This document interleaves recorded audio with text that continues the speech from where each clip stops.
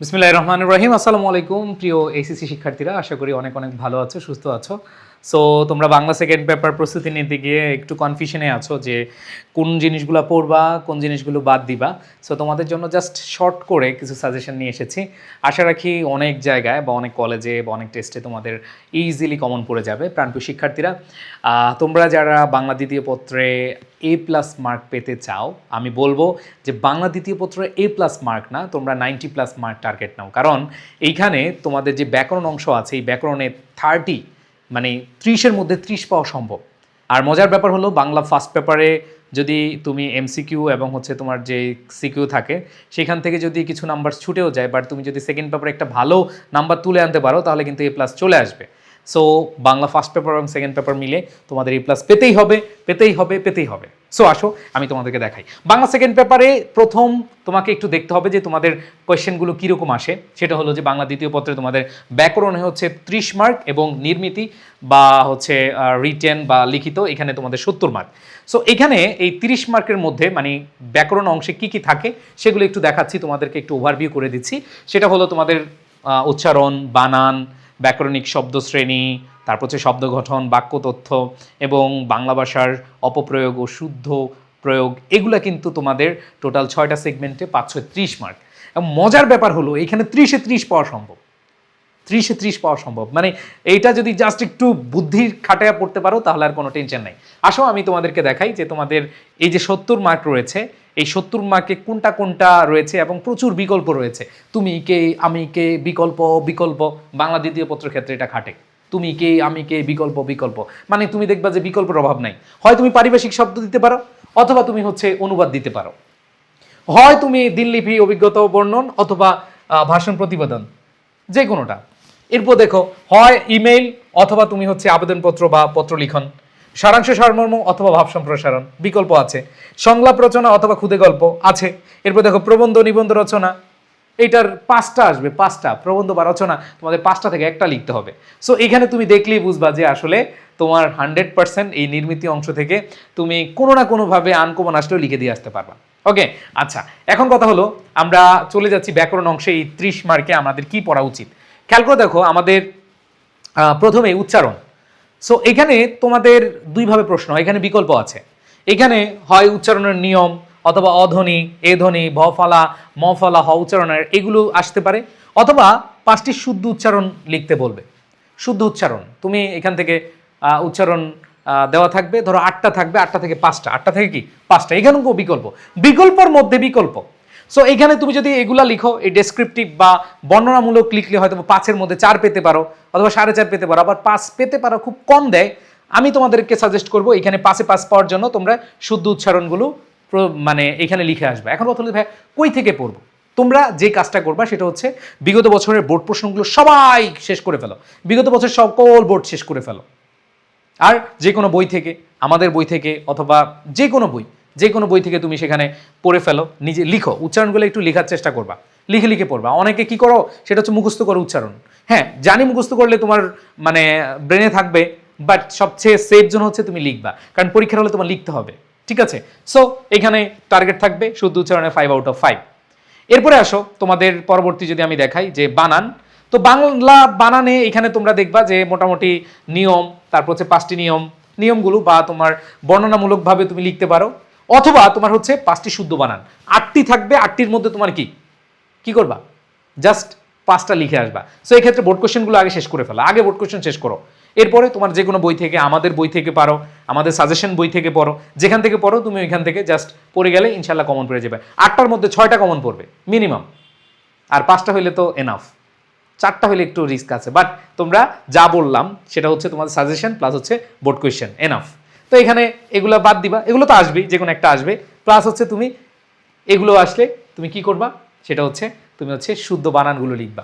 এরপরে দেখো তোমাদের তৃতীয় অংশ ব্যাকরণিক শব্দশ্রেণী। এখানে তোমার পদ নির্ণয়, এটা বাক্য থাকতে পারে, অনুচ্ছেদ থাকতে পারে।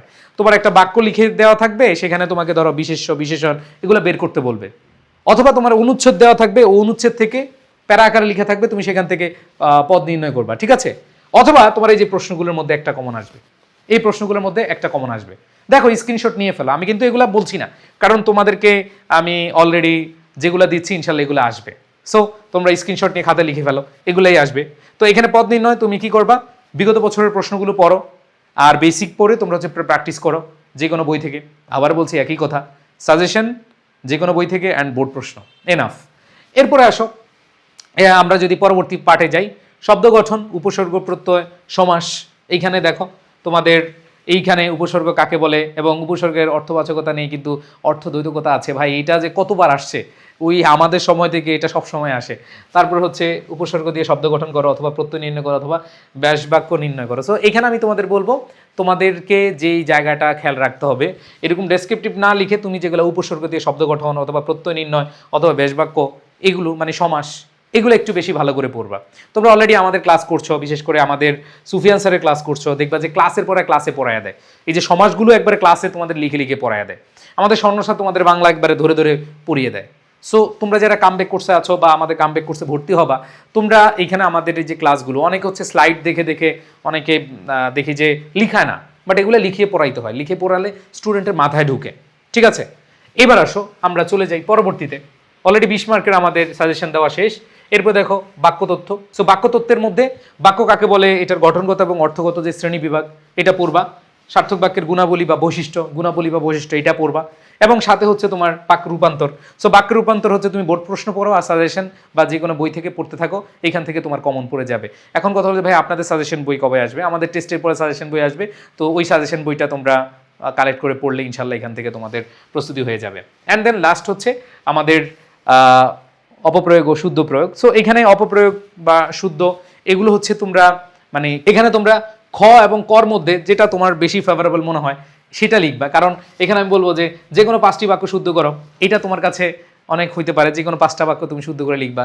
আর এইখানে হচ্ছে নিম্ন অনুচ্ছেদের অপপ্রয়োগগুলো শুদ্ধ করো। তুমি চাইলে অনুচ্ছেদও লিখতে পারো। এখন 2 অপশন আসে, হয় বাক্য দিয়ে লিখতে পারো অথবা তুমি অনুচ্ছেদ দিয়ে, যে কোনোটাই তুমি চুজ করতে পারো।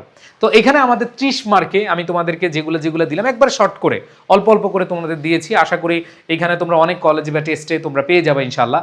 এরপরে আমি যদি তোমাদেরকে নিয়ে যাই যে নির্মিতি অংশে, তো নির্মিতি অংশে আমি একটু আগে তোমাদেরকে দেখাই যে আসলে তোমাদের সিলেবাস পর্যালোচনা করি যে কোনগুলো তুমি দাগাবা বা কোনগুলো লিখবা। অনুবাদ স্কিপ করে তুমি হচ্ছে পারিভাষিক শব্দ দাগালে তুমি নাম্বার বেশি পাওয়ার সম্ভাবনা আছে, এবং পারিভাষিক শব্দ তোমার নাম্বার কাটবে না। ঠিক আছে, এরপর দেখো দিনলিপি, অভিজ্ঞতা, ভাষণ ও রচনা। তো সেক্ষেত্রে দিনলিপি যেহেতু বানিয়ে লিখতে খুব মজা, আমি মনে করি তোমরা দিনলিপি বা অভিজ্ঞতা তোমরা লিখতে পারো, নিজেদের বানিয়ে লিখতে পারো। এবার দেখো পত্র লিখন, আবেদনপত্র, আবার ইমেল অথবা খুদে বার্তা।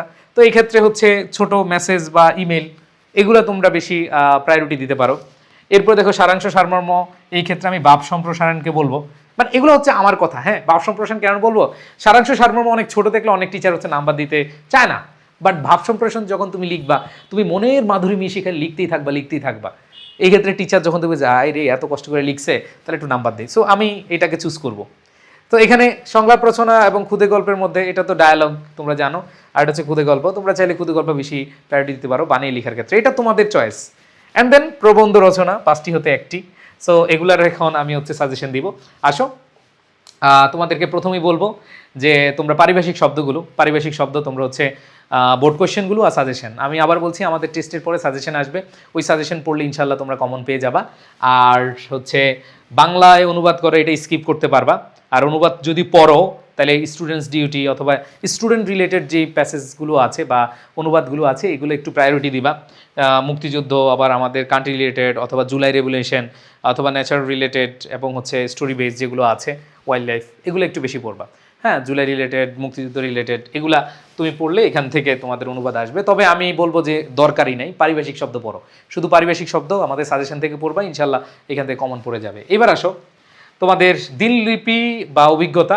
দিনলিপির জন্য তোমরা কি পড়তে পারো, প্রথম দিনের অনুভূতি, তোমার কলেজে উদযাপিত যে কোনো দিবস, ঠিক আছে, নবীনবরণ অনুষ্ঠান, তারপর হচ্ছে ভ্রমণ, কোনো ঐতিহাসিক স্থান ভ্রমণ করেছো সেটা, পহেলা বৈশাখ বা নববর্ষ, ক্রিয়াবন উৎসব, তারপর হচ্ছে সমাপনী দিবস মেলার, এরপর মেলা দেখার অনুভূতি, এগুলো দিকে তুমি হচ্ছে দিনলিপি লিখতে পারো বা শিখতে পারো। আর অভিজ্ঞতা বর্ণনার ক্ষেত্রে যে কোনো একটা আসবে, হয় দিনলিপি বা অভিজ্ঞতা, যেটাই আসুক একই ক্যাটাগরি এগুলো। প্রথম ও শেষ দিন, তোমার কলেজের প্রথম ও শেষ দিন, ঠিক আছে, তোমার কলেজের জীবনে কোনো তাৎপর্যপূর্ণ ঘটনা, তারপর হলো পাহাড়পুর বৌদ্ধবিহার বা কোথাও তুমি ভ্রমণে গেছো সেটা অভিজ্ঞতা লিখবা। শীতকালীন ছুটি কীভাবে কাটিয়েছো, 21-এর প্রথম পরে কেন্দ্রীয় শহীদ মিনারে যাওয়ার যে অভিজ্ঞতা, ঠিক আছে, সেটা লিখতে পারো। এরপরে ভাষণ, ভাষণ, বাল্যবিবাহ, আন্তর্জাতিক মাতৃভাষা দিবস, তারপরে আরও অনেক স্বাধীনতা দিবস, যে কোনো প্রোগ্রামের ভাষণ এটা তোমরা পড়তে পারো। আর এরপরে প্রতিবেদন, ঠিক আছে, প্রতিবেদন হচ্ছে খাদ্যে ভেজাল, নিত্য প্রয়োজনীয় জিনিসপত্র, এগুলো ম্যাক্সিমাম তোমাদের পড়া আছে। জাস্ট হচ্ছে তোমরা আমি যেগুলো বলছি এগুলো একটু স্ক্রিনশট নিয়ে তোমরা এখন থেকে পড়া স্টার্ট করে দিবে, আর কিছুই না, ঠিক আছে। এরপরে আসো আমি যদি বলি ইমেল বা বৈদ্যুতিন চিঠি, সো ইমেল ইলেকট্রনিক্স মেল, ঠিক আছে, যেটাকে আমরা বলি ইলেকট্রনিক্স মেল। সো এই ইলেকট্রনিক্স মেলের মধ্যে ইন্টারনেট ব্যবহারের সুফল কুফল, তারপর হচ্ছে এইচএসসি পরীক্ষার প্রস্তুতি কেমন, মাদকাসক্তির কুফল, নববর্ষর শুভেচ্ছা, একটা প্রাকৃতিক সৌন্দর্য বাংলাদেশের, হ্যাঁ, তোমার বন্ধুর জন্মদিন অথবা মোবাইলের অপব্যবহারের যেই কুফল, হ্যাঁ, জরুরি রক্তের প্রয়োজন জানিয়ে রক্ত প্রয়োজন একটা মেল করে দাও, একটা ইমেল করে দাও। সো এগুলো তুমি পড়তে পারো। এরপরে হচ্ছে খুদে বার্তা। সো খুদে বার্তার ক্ষেত্রে আমি প্রথম বলে দিয়েছি কোনটা বেশি প্রায়োরিটি দিয়ে পড়বা। দেখো তুমি যদি ইমেল লিখো তাহলে ইমেলগুলো বেশি করে পড়ে যাও।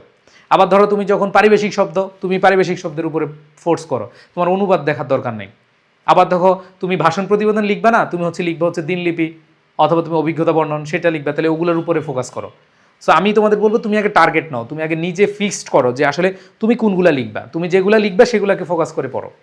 আচ্ছা, সো এরপরে খুদে বার্তা মা দিবসে অথবা তোমার বাংলা নববর্ষ, ক্লাবের সদস্য হওয়ার জন্য একটা খুদে বার্তা, ছোটো ছোটো মেসেজ আর কি, খুদে বার্তা ছোটো মেসেজ, ঠিক আছে, জন্মদিনের শুভেচ্ছা, শিক্ষা সফরে যাওয়ার, এগুলো তোমরা পড়লা।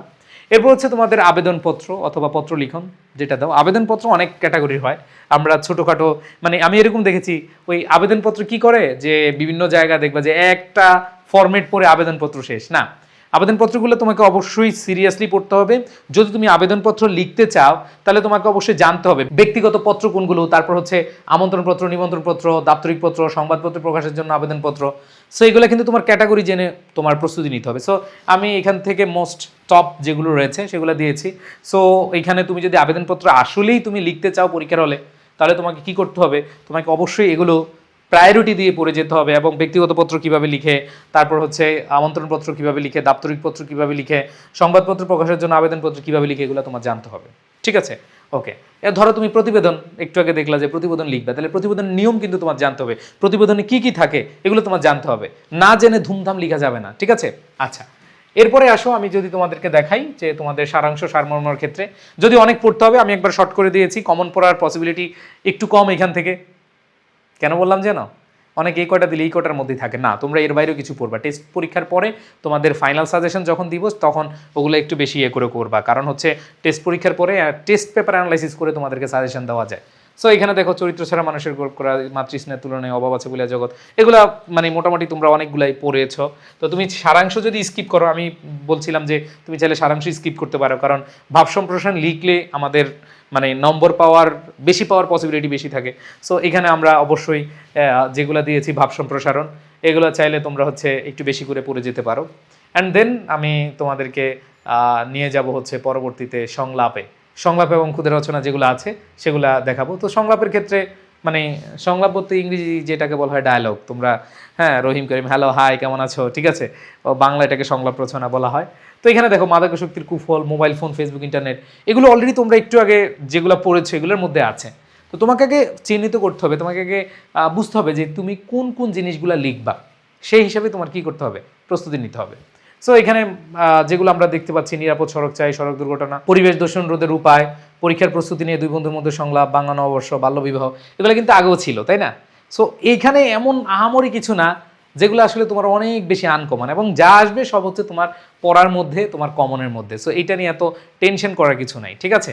আচ্ছা, সো এখন তোমাদেরকে খুদে যে রচনা রয়েছে বা গল্প রচনা রয়েছে সেগুলো তোমাদের বিপদে বন্ধুর পরিচয় শিরোনামে অথবা সততার পুরস্কার, ওই কমপ্লিটিং স্টোরির মতো, ঠিক আছে, ইংরেজিতে লোভে পাপ পাপে মৃত্যু শিরোনামে, হ্যাঁ আমার শৈশব স্মৃতি বিষয়ে, মানে এটা হচ্ছে তুমি গল্প নিজের মধ্যে বানিয়ে লিখবা।